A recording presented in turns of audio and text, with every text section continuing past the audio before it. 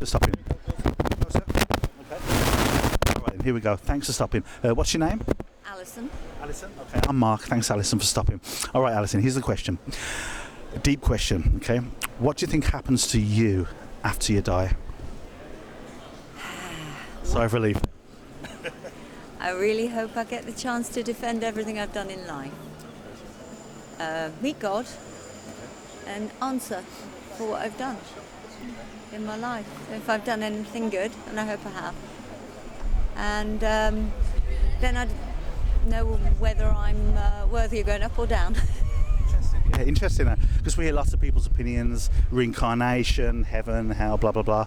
So what we say is, if there's a heaven, do you think you're good enough to get in when you knock on the old gates? See what? No, that's not for me to decide, that's for him to decide, but I hope I do. I do believe there is something beyond it. I think we're here to meet people. It would be very nice to think this isn't just it, that there's more. There's more, Yeah, because some people are here so short a time, really. So it would be lovely if we could carry those friendships over into another life, do something else, and if you are good, be better.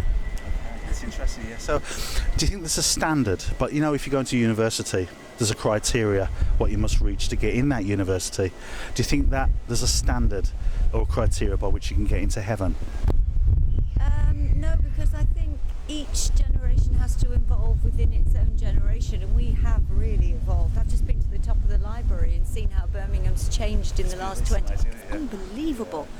But in a short blink of an eye, towers have shot up, and they've done that all over the world. So I guess all of us have to explain in each of our lives, and maybe we all get together. So if we want to talk to Lord Nelson, we can. When we're in heaven, we get a chance to sit down and say, so you did this, and maybe we could cross over times. I don't know, but it would be fascinating. It's a very deep thought to have, isn't it? It is. Would you say you're reasonable and open-minded? Yeah.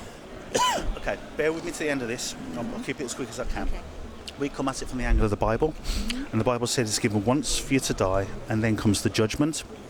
And the standard by which the Bible says we're all going to be judged, if it's true, is the 10 Commandments. Have you heard of the 10 Commandments? Yeah. Can you give me 2 of them? Thou shalt not kill. Thou shalt not steal. No, that's 2. So it's called the good person test. Yeah. I'll take you through 4 of them quickly, see how you do. All right. Have you ever told a lie? Yeah. Me too. What do you call somebody who tells lies? A liar. Have you ever stolen anything, no matter how small it was, when you were down there? I did when I was little, yeah. Yes, I did. And probably, with thought, which is awful to think I did. I've done the same, but yeah, much worse. So what do you call somebody who steals? A thief. Commonly known as a thief. Me too. He's the one that got me. Jesus raised the bar high on this one. He said if you're angry at somebody in your heart, he sees it as murder. I've hated people, so I'm guilty of that. Really have, yeah. Okay, one more. Not to ask for his forgiveness. Serious, isn't it? Yeah, one more. Have you ever used God's name as a curse word? Yeah. It's a common one. Oh my God. Blasphemy, it's called. Okay, so by your own admission, you're lying, thieving, murderous, blasphemer at heart. And if God was, bear with it, if God was to judge you by that standard on Judgment Day, would you be guilty or innocent? Guilty of it, but I hope some of the things that I do and the sorrow and anger at myself that I fear, I hope I'd have a chance to explain it and hope some of the good things kind of counter it so that I can help other people, because I think when you've not gathered information through life, it takes a while for you to wake up in life, doesn't it? And I think when you wake up and you suddenly realise what you're doing and why you're doing it and why you're here, it would be nice that somebody would say, well, you are allowed to be forgiven for what you did, as long as when you recognise why you need to be forgiven, you go and do doing it again. If you're a repeat offender afterwards, then I would have said perhaps, and it depends on how badly, and because there's a lot of people will carry on saying they're good. We've seen it in the Catholic Church, haven't we, for years, under the guise of those black robes. They were evildoers, and there's an awful lot of it, and it'll never stop. No. It's like this. We need to come to the end. We need to finish. If we were in a courtroom in Birmingham and we were up before the judge for lying, stealing, for murder, for blasphemy, all these things, breaking the law, and we say to the judge, you should weigh out my good and my bad. The judge will say, yeah, I'm weighing up your bad at this time. I've got to sentence you based on the crimes you've committed, breaking the law. So the Bible says that all liars, all thieves, all blasphemers will have their part in the lake of fire, which burns forever and ever. But the good news is this. Here's the good news now. Brace yourself for this.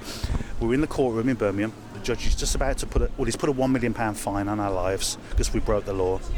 We can't pay the fine, but then somebody comes into the courtroom and says, hold on, Judge. What's your name again, sorry? Ali. Ali, sorry, Ali. The person says to the judge, Judge, hold on, I love Ali so much, I'm going to pay her courtroom fine. That would be nice.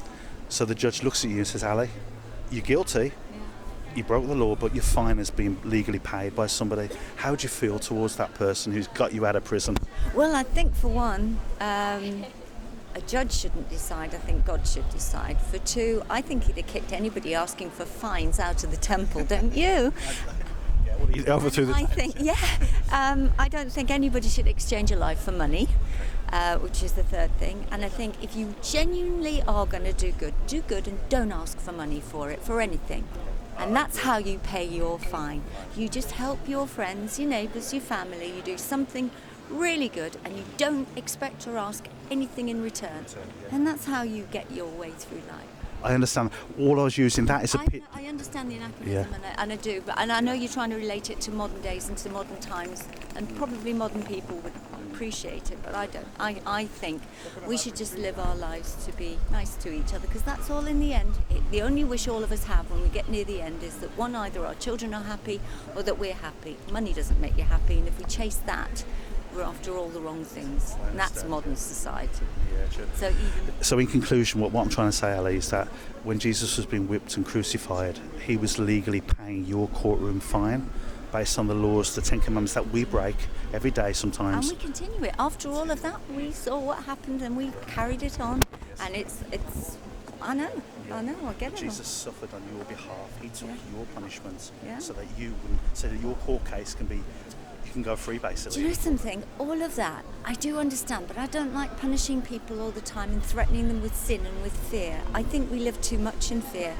I don't like fear being used as a way to understand religion. I think religion is nothing but love. And if we all just loved each other, there would be no need to use fear as a weapon. And I think it's used in every direction for our health, for our lives nowadays. And no, it's not on with me.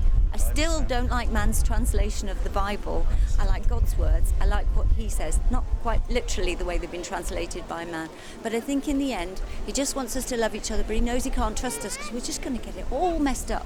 But like his children, he will berate us. But then I think we should be allowed to carry on as long as we know what we should be doing, which is being good. Just be good. Fully understand. I mean, what another picture is a good doctor would first sit the patient down. If he had a woman had a life-threatening disease that was going to kill her, he would explain the disease to her, which is sin. You know, in this case, on the spiritual side, that there's a separation gone between us and a holy God. Sin separates. So the doctor would then, after explaining the disease, then the patient would want the cure. And the cure is the gospel, what Jesus suffered for you on your behalf. You know, that God came down, identified with all our weaknesses, but overcome them. There was no sin in him. So he suffered on your behalf, paid your fine, so that you can go free. That's the good news of the gospel. That's what gospel means, good news. But, you know, Jesus warned more about hell than he did heaven. He spoke more about it because it's a very real place, you know. So what I'm saying... There's some very bad people. I would put doctors in amongst them. Ask yourself this: we have more doctors than we ever have in the history of all time, and more sick people than we ever have in all history of all time. I believe the way that the church went, robbing people, stealing from them, taking their goods and helping murder them and hurt them and the children, and that's what doctors do now.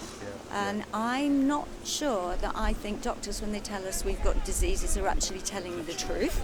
And I think they too are selling something in order that we buy something in fear. And I don't like the way the world is set up, and I am a campaigner against things like that. So I truly believe that man is so messed up, so beyond. You're all right. Go and see a doctor. Get your disease sorted. Some water. That's the truth. Use water. The analogy we're making is God hates religion. Because religion is man trying to do this and that, go to church, pay your money, wear this, pray, to try and... Pressing fear down onto people. Yes. And I understand why, because we look how many there are. There's so many people. We're all diverse. We all believe one thing or believe another thing. I believe everybody should believe whatever they want to believe, as long as it's good. Yes, yeah. As long as they look after each and every one of us. If they see somebody struggling, they don't walk on by, they help.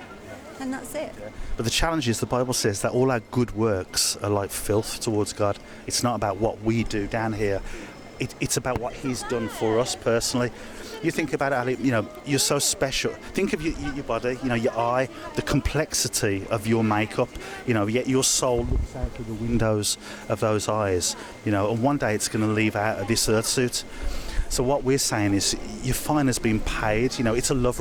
It's like, if I was married to two women, let's say, or you were married to two guys, two husbands.